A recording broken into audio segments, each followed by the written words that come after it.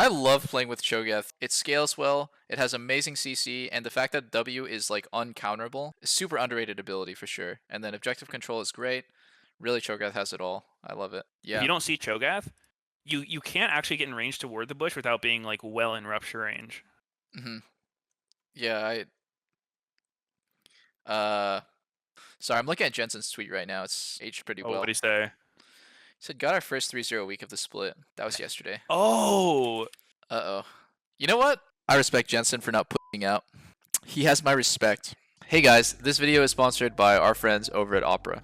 Opera GX Browser is the world's first browser for gamers. It's got a lot of great features, the first of which is the GX Control. To enhance your PC performance while gaming with your browser open, it's perfect to keep tabs open so you don't lose them, but don't want your gaming performance to suffer. Aced. The panel lets you limit your computer's CPU or RAM usage that you'll allow your browser to use. You can also limit the network bandwidth to gain performance in streams or ping-based games. Say goodbye to Chrome's high RAM usage and laggy tabs. With the GX Corner, you can stay up to date with free games, great deals, new releases, and gaming news. I know I like to check out new games and just keep up with what's coming out, so it's really cool. You can easily switch between platforms and see upcoming games in the release calendar. You can also log into your Twitch account directly from the sidebar and get notifications of your followed streamers when they go live. You can log into your Discord or other messengers directly in the browser as well. I'm a big fan of the dark, sleek design, features such as free VPN and ad blocker, and overall customization.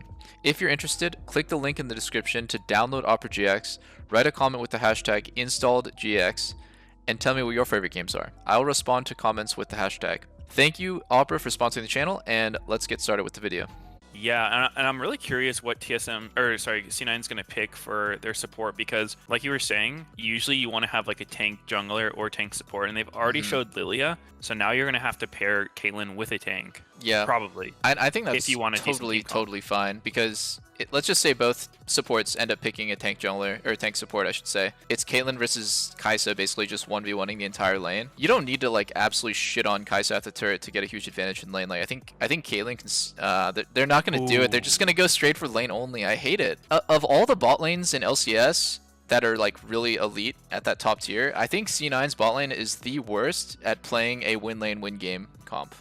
Interesting. They have never scared me, and like maybe I'm just really biased or something because I played against them a lot and I played against Sven specifically a lot. I don't like it, and I never feel like Sven is someone who gets out of lane with this huge 2v2 advantage. I think he's a great player at like winning his matchup and moving.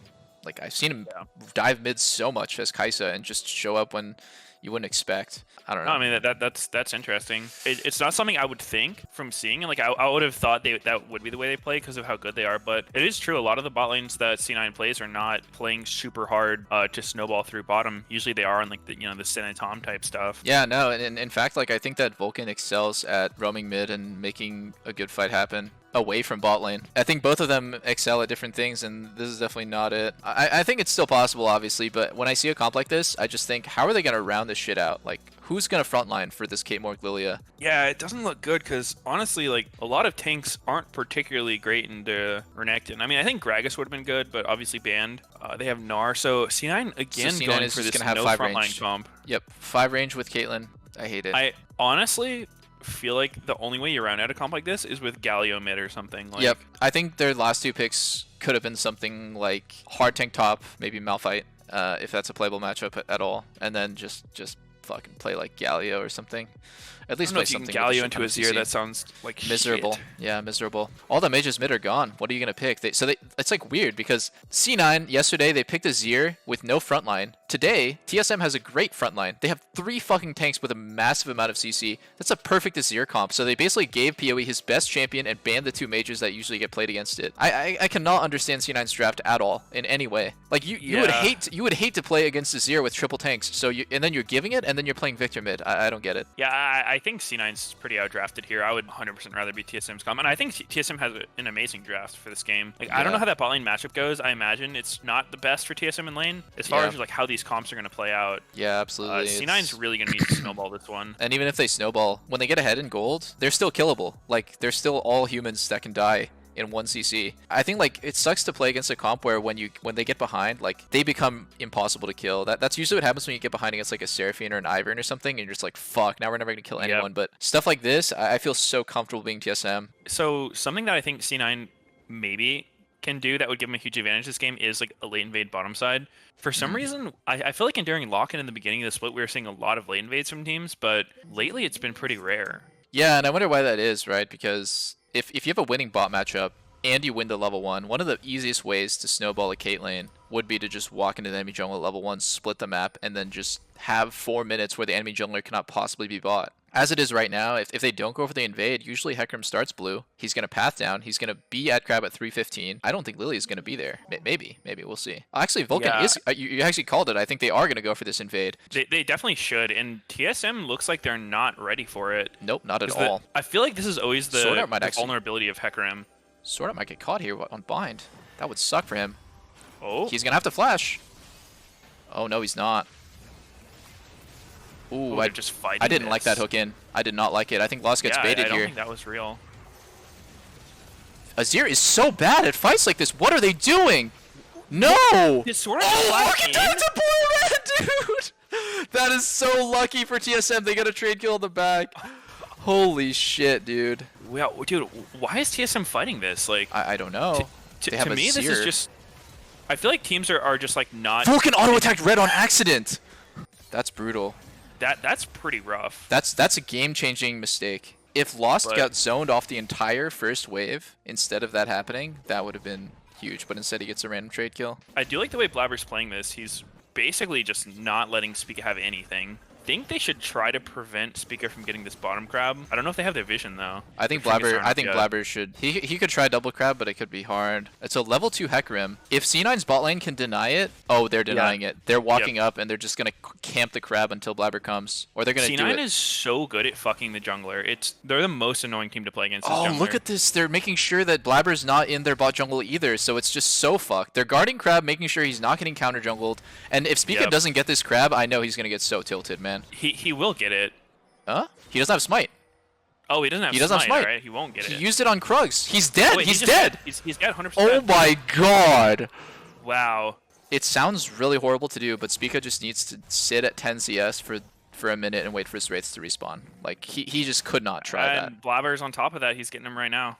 Has Blabber touched a single camp that spawns on his side yet? He hasn't, right? He cleared his own raptors. He cleared his own raptors once and hasn't touched a single camp on his side of the map. That's crazy. Yeah, dude, C9 is one of the only teams that can pull off this kind of jungle dominance. Like, it's not just Blabber. Like, obviously Blabber's really good, but like what C9's bot lane did there is also so huge. Like, most teams won't do that. Most teams, if you're Hecarim, you just walk in the enemy bot jungle, you're like, all right, whatever. I think it's really great that they have a winning matchup. They sacrifice 2 or 3 CS lead to absolutely win the game. That was amazing. And Vulcan's coming out of base to the top side to make sure Hecarim's not but so doing look at Sword Art too. I think it's like both, right? So both supports know that if Spica doesn't get any more camps, the game is over.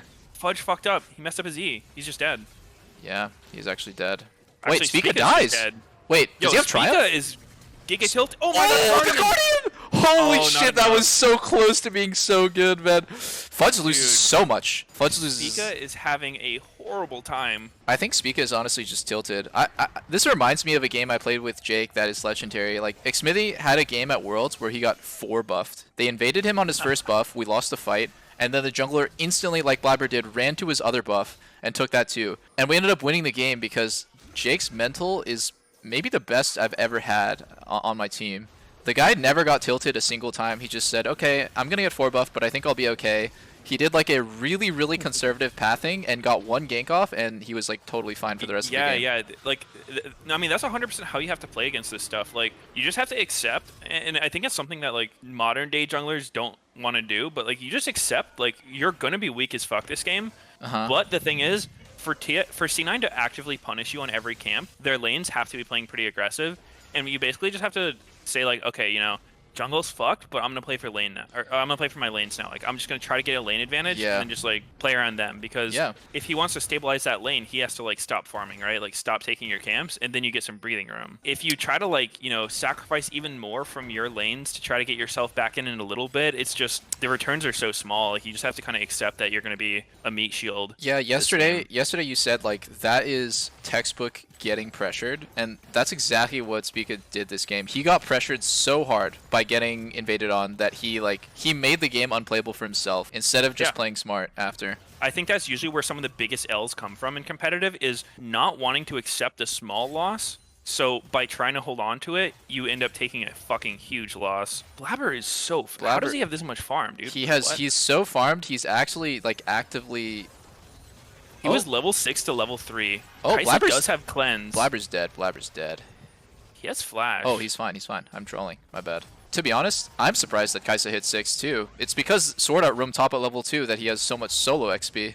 But usually the AD carry doesn't hit 6 around the same time as a jungler, especially a jungler that has 60 CS at 7 minutes. That was... Yeah, I am wondering like what C9's expected value out of that gank was, because... He has cleanse. It's he hard has to cleanse. kill. I don't think you're getting that kill, because, I don't think so. They don't have the guaranteed lockdown. One thing that happens in solo queue all the time when you play AD carry is you're fucking their bot lane, and you need to decide when you're going to take the tower. If you take it so fast that like your snowball stops right then and there, it feels a bit bad, but then it feels like you're trolling if you're using their tower to deny. That feels like you're being too greedy. But I actually really like a middle ground with Caitlyn where like they're about to take the tower, but I don't think you should take it as soon as they possibly can. I actually think they should like stack a wave, or they should take it at a timing where like they can walk up and do drag or herald right after, instead of just doing it like kind of like desynced from any play that their team is going to try to make. Because wow, I mean Sven is going to be really ahead in gold for sure, but I think Lost, when his tower's at one play, is kind of happy that his tower is finally dead and that he can like farm. Yeah, it does seem like they want to just kind of take it ASAP, just get the dragon, swap for herald. Down. Yeah. If you look at Huni's build, he's not building to actually lane against a bot lane. He has got a fucking Dirk. That's true. But neither is Fudge. I think if they send this really weak Gnar into Kai'Sa's lane, the snowball for Caitlyn stops right then and there. Even with Herald? They can do Herald, yeah. They could try it. Because I do know it's really hard for top laners to clear against Kate Morgs. You get hit by one bind and you're just dead. Yeah, that's fair. They could swap right here, right now. If Fudge presses recall, that's what they're doing. He just double jumped out, recalling in the bush. They're doing it, and I think TSM knows, so they're just going for the counter swap. Oh, Perks is fine. Perks is real hard mid. Whoa. Oh, Perks doesn't have flash. The double sleep fucking saves him. Holy shit. I thought Perks had flash too, so that's why I said he was fine, but I don't know what I'm talking about. No idea. He must have flashed a previous wall or something. I don't remember seeing him flash. Really hate the Gale Force. I think it's so much better just to get shield bow and... Well, what about the... Oh, Sven... Don't do that, dude. Oh my god.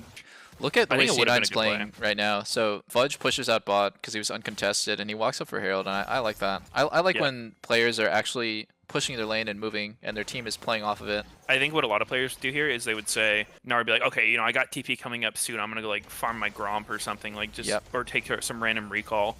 Yeah, exactly. But I think this is a much better use of time because... yeah, you have TP, but it doesn't necessarily mean you want to only TP. Like, you still have a body you can use. And, like, even at maybe, like, a next-level play is, like, if you're all 5 topside and you see a dive opportunity and you do the dive, then you TP to catch your huge wave. Like, there's, like, so many more options if you're actually actively moving.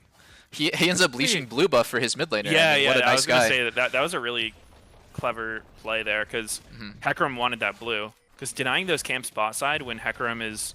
Obviously, like, this is really Hecarim's only play. To an extent, like I guess maybe you can try to go on top lane, but they're trying to play around their strong lane, trying to play with Renekton. So if he loses the camps there too, he's just going to keep falling more and more behind. And despite all of C9's huge advantages, I still totally hate their comp, and I think the game can turn on in a millisecond. Wow. Oh my god, what a bind. He lives. He lives. What a bind. Oh, no, PoE's going to kill him. PoE's going to kill him. Oh! He got fucking bound under the turret, dude. Vulcan is hitting everyone. Ooh. 3 for 2. Good for TSM there. I actually missed how Perks died, and how good is it that they get this shutdown on Sven? I mean, this is exactly what Kai'Sa wants. She wants to be within 20 CS and take a scrappy fight like that. I'm a little surprised that Blabber wasn't there, or that C9's playing the way they are without Blabber. They got the turret down to 2 plates with a Herald. Like, that's... Yeah. just 100% your Herald timing. It looks like they definitely were planning on doing this play like in one wave, but Sword Art found a pretty good timing for that engage. Like, got the hook angle to force the Black Shield, ulted Kate. I just wonder how different that fight would look if Kate just had shield bow. I mean, he Gale Forced 1 inch away, but like a 400 HP shield plus the lifesteal, I think it would not have been very close. I wonder, is C9 actually going to fight this? Because I think their team fight at this point in the game is terrible. Yeah, Victor is basically dead weight right now. Yeah, they do have the position from mid, but I like how TSM's contesting from bottom side here, so they don't have to deal with like, full trap vision setup. Oh, I really like their sort of like two angles here. Spica from the left and Huni and Sword Art from the right. It makes it really hard for C9 to position safely. And here we go. Spica's gonna go, and Perks isn't here. Why is he not here? He must have thought they were giving it. Oh, Blabber got it and flashed out. Got it. PoE fucked his ult. Oh, this actually looks good for C9 now. Yeah, but Vulcan's dead in the back. So far one for one. Nothing happens. Do they have anything else? Perks has flash, but probably doesn't want to use it. 2 drags. It's Mountain Soul, your favorite. Yeah, it's something about liking the best soul. Like, if you're TSM and you see this rolls Mountain Soul, I'd be so sad. I'm just like, God damn it. If it's Ocean, like, you can afford to give Ocean Soul, like, slowly. You can trade stuff down for it, but it's Mountain Soul, I don't really want to give that one. I remember last year, Spica had really good, like, smite percentages. Like, he won a lot of smite fights. In this split, he's not been winning very many. That's really funny. I think Spica's smiting got really a lot better over time, and we worked on, that was like one of the biggest things as a team. Right, and it's one of those awkward things to bring up, but we ended up addressing it, which is like, hey man, you actually have been losing like a lot of smite fights recently, and we need to figure out like what to do differently.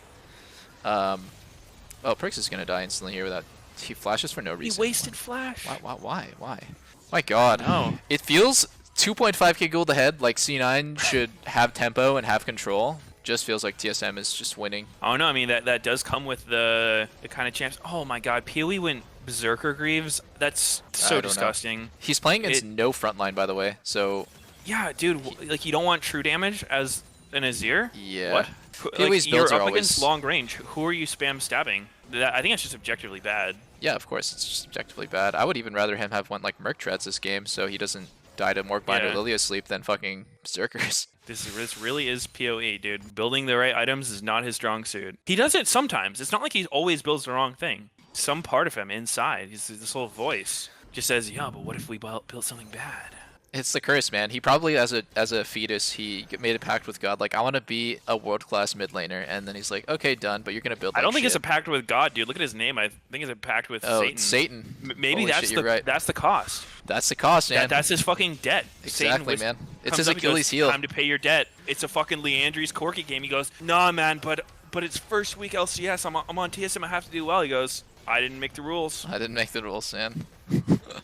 Jesus Christ. TSM is just walking around taking everything against Caitlyn Victor. You hate to see it. And like, yeah. As a viewer, you're probably wondering like, why is this happening? It's because C9 cannot possibly get control of the map when no one can face check without dying instantly.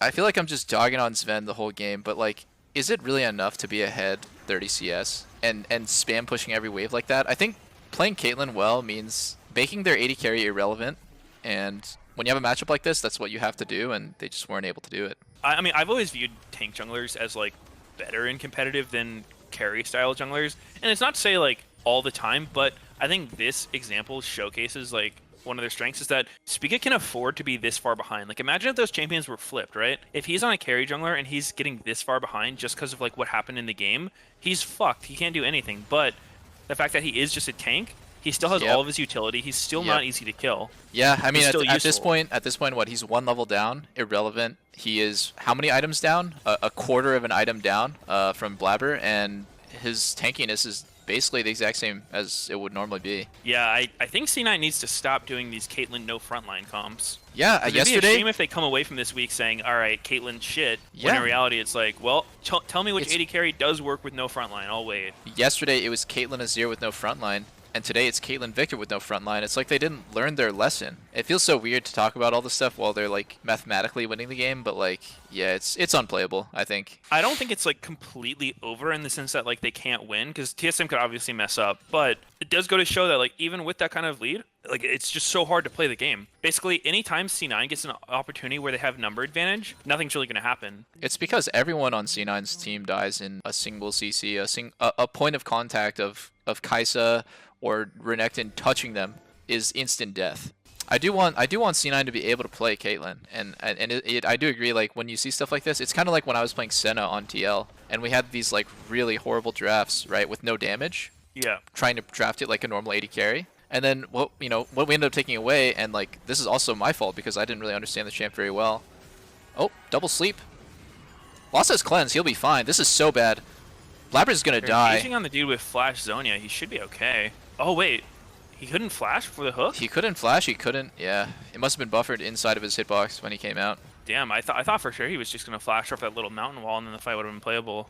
I don't even know what to take away from games like this with TSM. I think if Spica plays like this when he's behind in the future, he's gonna get really a lot more punished. But I think so far, other than the early game like chain dying from Spica, TSM has been playing pretty well. Yeah, they have, and I'm honestly surprised how well Huni's doing with this like Prowler Claw Renekton, because I think generally Prowler Claw on Renekton is kind of troll. But in this game, you know, he's making it work. I think he just knows that if he stuns anyone, they die instantly. So he built Prowlers to get on them, and Sterix to make sure he doesn't die when he does get on them, and his job is done. And games like this is exactly why, like, you're saying stuff like Renekton scales actually pretty well. Renekton is going to...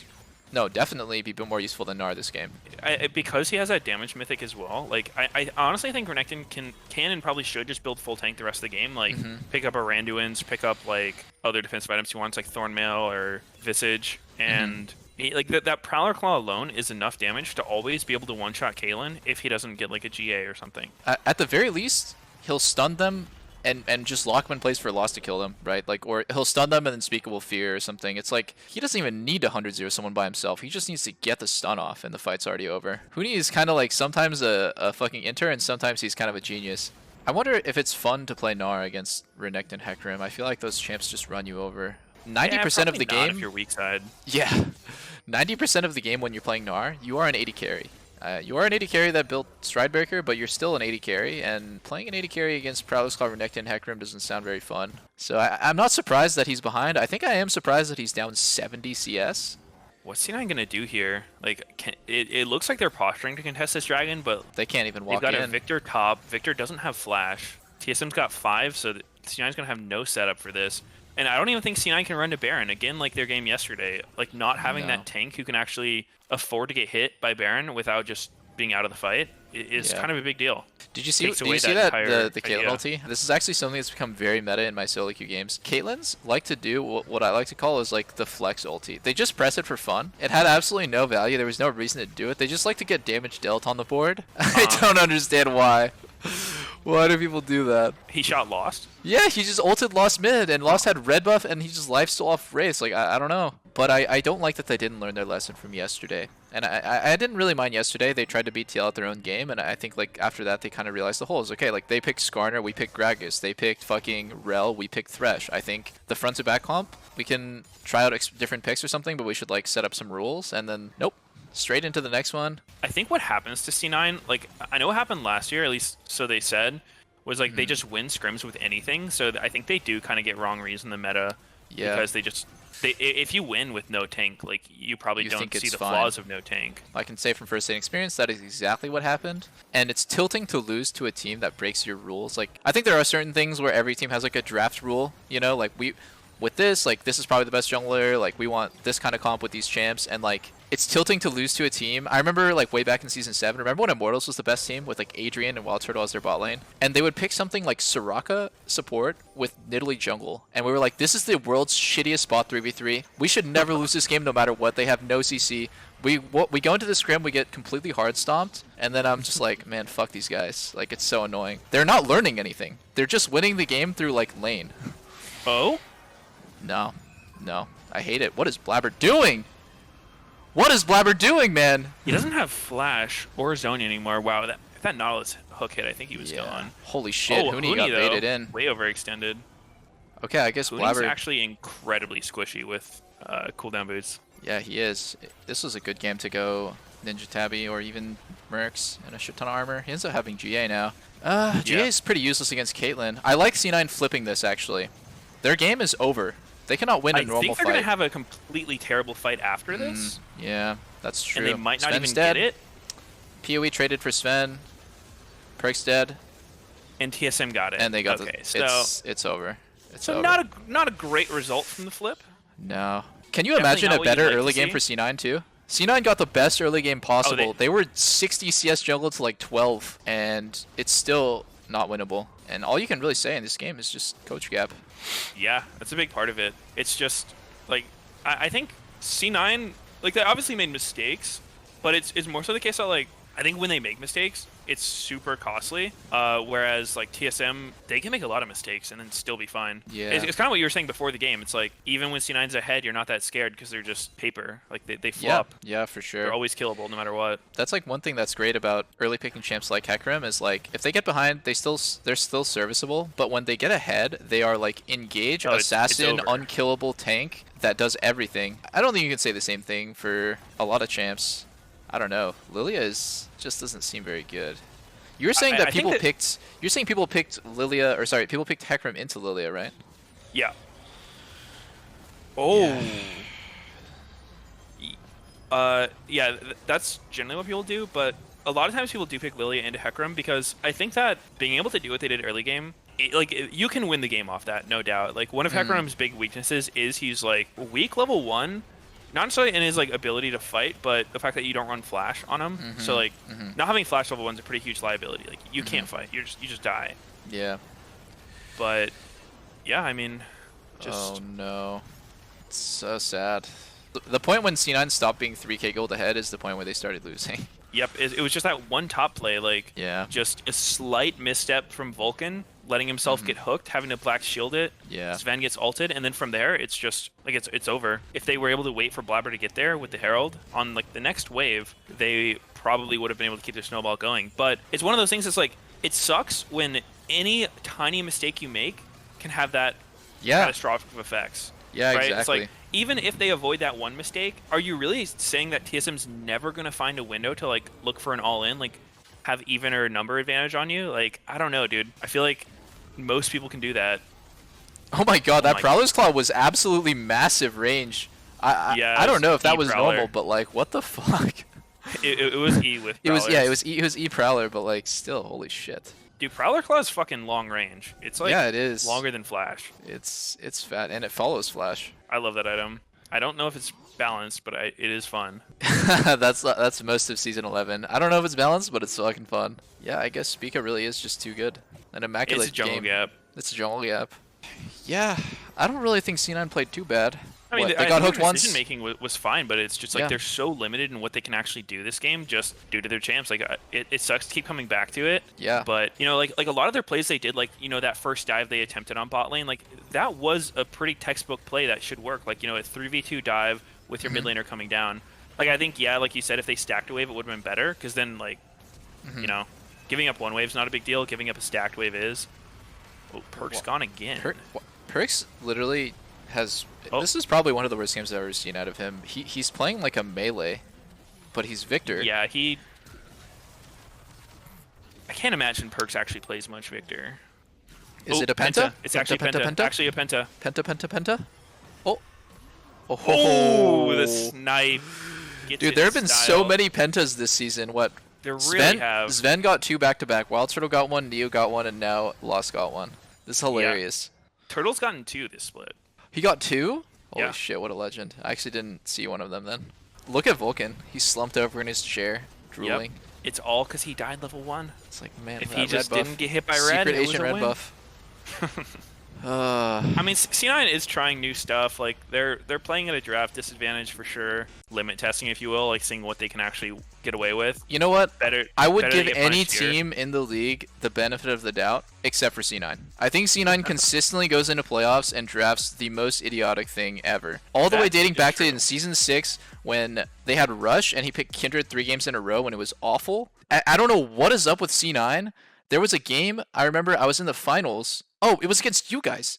One of the games you played, Vel'Koz Zach, and I was like, holy fuck, this is so AIDS. We can't play the game. And then the rest of the drafts, you guys had like really awful drafting afterwards, and I was just like, oh, thank God, man. Like either we ban Zach or you guys just like stop playing it because like I was like so tilted playing as that champ. I remember that series because I didn't like. I think we played 2 Vel'Koz games, and I actually didn't like the Vel'Koz. I thought Zach was I good didn't care though. about the Vel'Koz. I just remembered that was the mid jungle Yeah. combo. No, like we were winning pretty hard, and then like we lost this 1-2v2 fight from an advantage. It was against like Cassio something, like I don't know, Gragas maybe.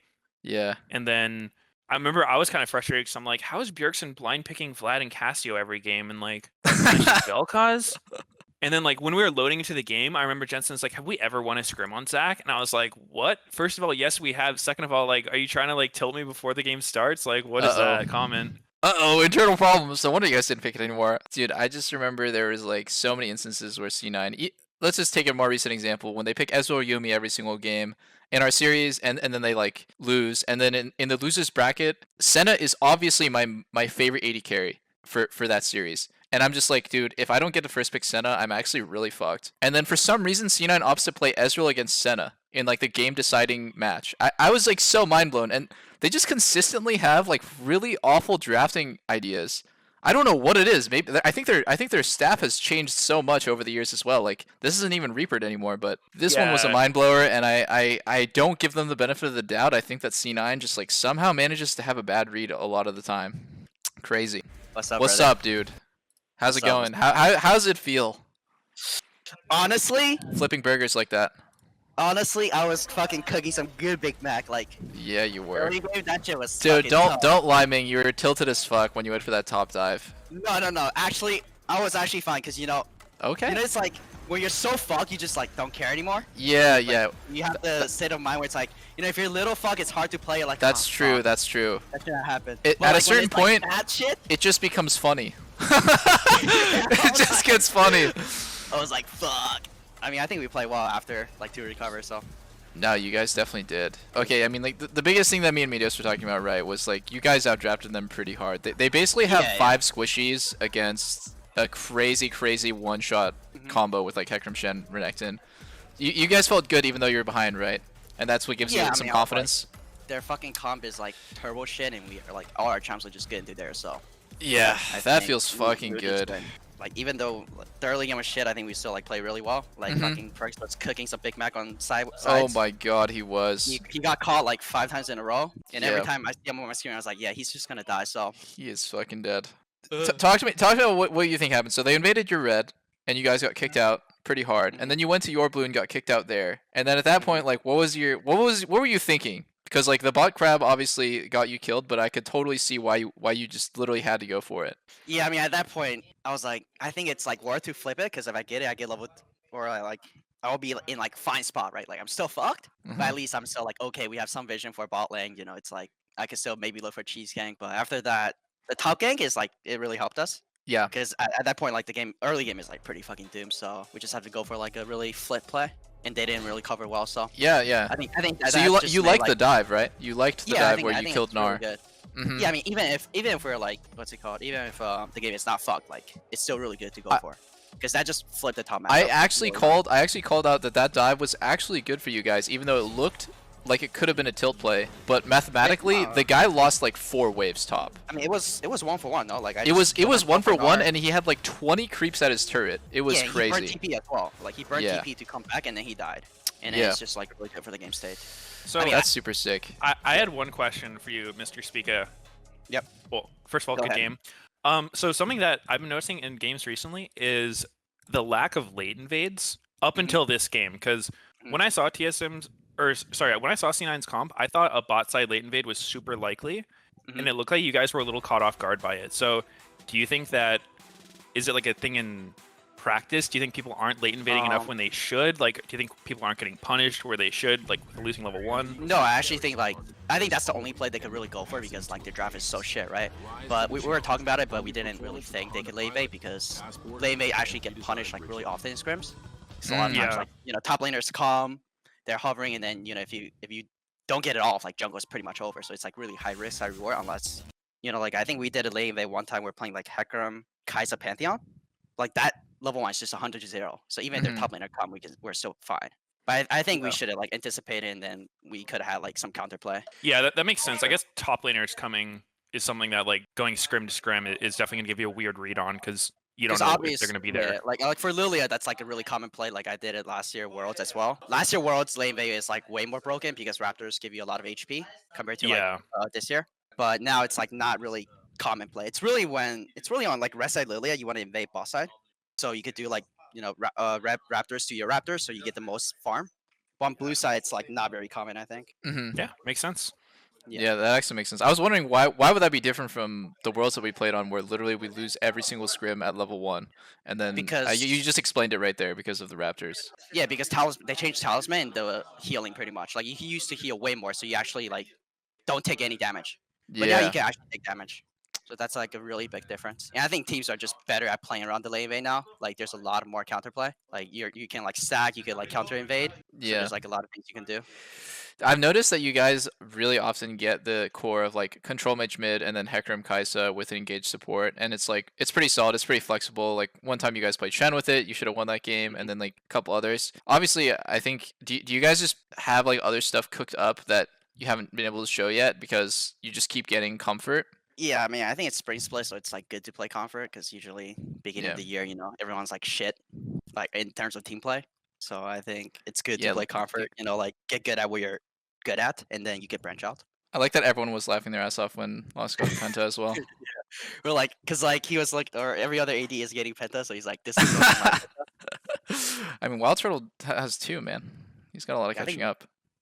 I heard Neo got an unofficial one today, right? Did I'm he? not. I think he got Uh, I think got an he- official one yesterday. Yeah, he got one yesterday, right? I think he did don't get an remember. unofficial because he had a quadra, and I saw before the Yeah. fight he had 12 kills, and then he had 17 at the Yeah, end. he has So 17, so that's kind of unofficial. Oh, I see. I Yeah, see. I mean, honestly, this game just shows that fucking AD carry's broken. 80 carry is it kind of really broken. is. Like It's too OP. enemy jungle's off 40 CS and he doesn't win the game. Like, what the fuck? Wait, who's laughing? Who's laughing? Is it Huni? That's Huni. Huni, yeah. Like, Jesus. you can't. Like, jungle's just weak this patch. Jungle gap, you're diving top, but enemy jungle's not there. Oh, that could be it. That's The fucking jungle's hilarious. ruined. 80's OP is what I'm 80 is hearing. OP, yeah. Yeah, of course. Jungle worthless roll, 80 best roll. Yep, That's fair. that's fair. Oh my god. Damn, that probably felt fucking good, actually. You guys literally steamrolled them after the worst early game I've ever seen. I thought you were I going to be would've crying tears, Honestly, man. No. I actually thought of like fucking like X50. I was like, Mhm. I'm just gonna. Yo, fucking that's X50, so man, funny. like, Doublelift I was I was really mentioned the talking same about thing. X50. The Yeah. 4 buff. It's a legendary was 4 like- buff game. I was like, I'm gonna get fucking X50, dude. But it's fine because we play for the late game. Fucking played for beast, late. Did man. you feel fucked in that game? Like when you were level 3 to level 6, were you like, all right, this one's donezo, or were you, feeling like it was gonna be fine? No, I mean I think it's fine because yeah, it's just comp cap. I think we can make a lot of plays. We actually play like much better as a team. Like I Yeah. think C9 is like the best early game in the league, right? But I think their Mhm. mid game and late game is not like as good as ours. And obviously, we have to work on our early game, but I think past like mid late game, like we're just a better team. So I have confidence we can win. I can totally see that. Do you guys see yourselves as like comfortable late gamers? Yeah, I think our mid like late game macro is like what we focus on the most. So that's like our thing, right? Yeah. But we still have to like work on the early game because there's some like I think a few games where like it just makes our game hard to play. Like I think if we're even into mid game, we're just gonna be every team, pretty much. Yeah. My god. Is Soren leading that, or is it Sword Art, or what? Is it a combo? Wait, say that again. Is Soren leading the sort of like mid late game macro focus for the team? Or is it like your in game, like you and Sword Art and other people just making the right calls? Yeah, I mean I think we just have a very high focus on like mid game rotations because last year you're playing on a team like Jack. Mhm. He's horny. He's horny for the rotations, right? The tempo He's shift. horny. He's really horny for it. So that's like most of our focus in like team review, like what we learn every day. So I think that's also kind of why our early game has been lacking because that's not really our focus. So like that's something we need to improve on. Yeah, I think we play mid game like really well. Yeah, you guys are looking good. Actually, I I'm have a lot of confidence surprised, in you man. When guys. I saw you guys in lock-in week 1, Yeah, I was losing hope. I was losing hope. I was doubting. I'm not gonna lie, but no, you guys have been playing great. Fine. I was losing hope too, but you know, I mean, like it's like the same as last split. It's like, you know, we were playing like shit, and then we like found what worked for us. So I Yo, think it's like the same thing. They're showing the 1v1. Yeah, they're finally showing that 1v1. 1v1 between The, TL, the, or the Fudge Alfari and Alfari Fudge. one. Oh, Swear to God, Fudge missed like 60 autos in this fight. I don't know if Fudge you got guys ran down. disturbing stuff. Is actually I don't have any more good questions. Meteos?